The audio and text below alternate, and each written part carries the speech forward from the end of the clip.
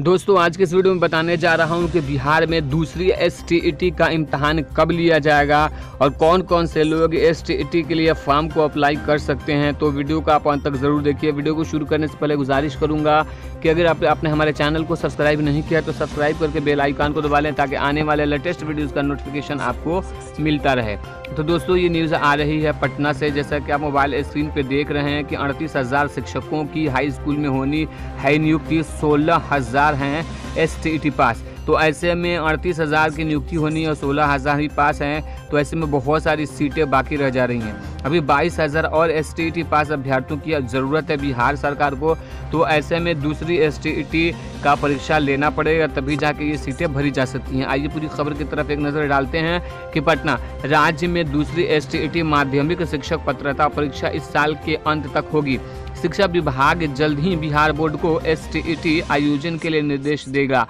राज्य में उच्च व उच्च माध्यमिक स्कूलों में 38,000 शिक्षकों की नियुक्ति होनी है। इसके लिए एसटीईटी पास होना ज़रूरी है। 2012 में एसटीईटी पास 16,196 अभ्यर्थी हैं जिनका नियोजन नहीं हो सका है। इन सभी अभ्यर्थियों का नियोजन हो जाने के स्थिति में 22,000 एसटीईटी पास अभ्यर्थियों की दरकार होगी।